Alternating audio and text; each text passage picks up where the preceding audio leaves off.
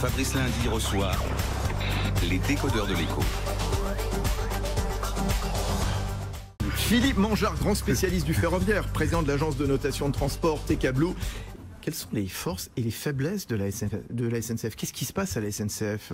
C'est quoi votre diagnostic? Vous avez cité Louis Gallois, alors ça me fait penser à une autre citation de Louis Gallois qui avait commandé dans les années 2000 un audit sur l'organisation, parce que le problème de la SNCF, c'est qu'un problème d'organisation. Louis Gallois avait commandé un rapport qui doit faire au moins 300 pages, mais le résumé tenait en une seule phrase.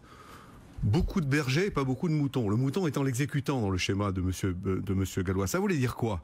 Ça veut dire que l'organisation SNCF est tellement hiérarchisée de haut en bas. Il y a tellement de chefs. Vous voyez, monsieur ne sait même pas s'il est numéro 2 ou numéro 3. Donc vous voyez, c'est quand même compliqué. Il est modeste peut-être. Il est modeste peut-être. Non mais, parce qu'une manière générale, l'organisation de la SNCF est tellement serrée pour une raison historique qui s'appelle la sécurité ferroviaire.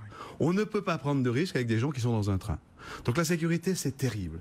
Un conducteur de train travaille 35 heures comme tout le monde, mais effectivement il en fait 15, peut-être 20 les bonnes semaines. Pourquoi? Parce qu'il est contraint à tout un environnement de sécurité, de surveillance. C'est normal en même temps. C'est tout à fait normal. Donc, mais cette organisation qui a ce travers sécuritaire est devenue hyper sécuritaire. Ce qui veut dire que l'homme du terrain, à contrario de ce qui s'est passé à la Poste, à la RATP, dans des grandes organisations qui ont su muter, n'a absolument pas le bénéfice de ce qu'on appelle la pyramide inversée. Aujourd'hui, le management, c'est un management de terrain qui remonte vers une organisation générale qui donne les moyens et la stratégie nécessaires pour la cohésion du groupe. À la SNCF, c'est le contraire.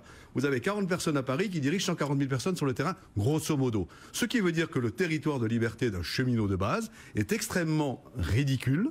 Ce qui veut dire que il faut qu'il s'accroche à ce qui est la contrepartie de ces contraintes. C'est le statut, c'est l'environnement, c'est plein de choses qui font qu'il se battra comme un lion jusqu'au bout là-dessus. Mais d'une manière générale, la réflexion à mener pour la SNCF, ça m'étonne que le gouvernement ne l'ait pas menée. On a une urgence, dans 2-3 ans, il y a la concurrence, et c'est pas la réduction de la dette, c'est pas le changement de statut des cheminots, c'est pas le changement de statut de l'entreprise qui va changer quelque chose. La seule chose qui peut sauver la SNCF dans un combat concurrentiel dans 2 ans, c'est rapidement un changement d'organisation. Rapidement, et c'est possible. Il suffit simplement de regarder les règles historiques de travail, les règles historiques de sécurité. Il s'agit aussi de tranquilliser les gens en imaginant une nouvelle convention collective ferroviaire qui s'appliquerait ainsi aussi à toutes les entreprises ferroviaires privées concurrentes. Parce que si vous jouez à jeu égal, la SNCF sera meilleure. Si vous jouez avec des boulets pour la SNCF va être démolie. Donc il faut enlever les boulets de la SNCF.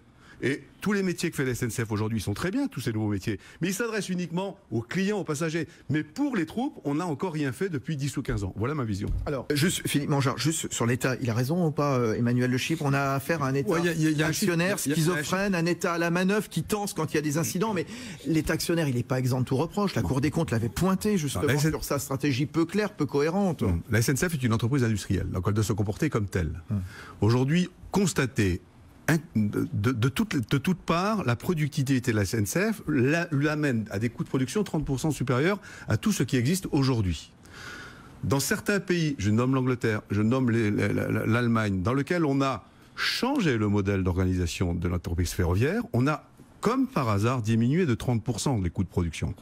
Donc, si demain, moi je ne suis pas du tout pour le retour en 97 avec un seul établissement qui dirige tout. Je pense que le réseau a sa vie, que l'exploitant a sa vie. Bon, c'est un débat. Surtout dans un monde où la concurrence fait que... Le réseau et le monopole d'État, c'est la propriété de l'État. On pourrait même passer le réseau en société anonyme à capitaux publics pour éviter justement que ce réseau continue à s'endetter comme un fou. Parce que tant qu'il n'y a pas de responsable, on peut s'endetter comme on veut. La société SNCF Mobilité étant devenue une société anonyme non cessible, etc., pour donner toute garantie, pourrait trouver alors un modèle qui, avec ses 30% de productivité, lui permettrait d'aller bien au-delà des 10 milliards de capacité d'investissement par an, lui permettrait de rayonner encore plus à l'international, parce qu'il ne faut quand même pas oublier que le chemin de fer français, c'est quand même le plus beau chemin de fer du monde.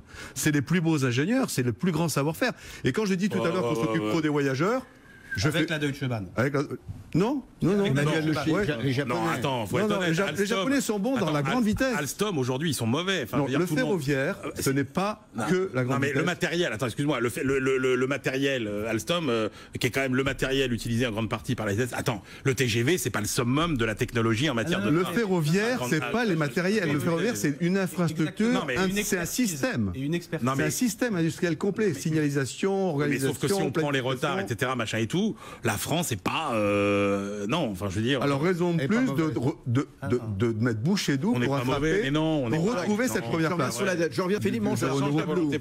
Ouais, cette négociation est bizarre. Il n'y a pas de donnant-donnant. Moi, j'ai pas encore vu une seule proposition des cheminots à part dire non, non, non, non, non. Premièrement. Deuxièmement, très curieux l'État. Il a 4 mauvaises nouvelles et une bonne nouvelle à annoncer. Il a la bonne nouvelle, je vais prendre la dette. Il a 4 mauvaises nouvelles, les petites lignes, le statut du cheminot, le statut de l'établissement public et la concurrence qui arrive. Qu'est-ce qu'il fait? Il se concentre sur les 3 mauvaises nouvelles.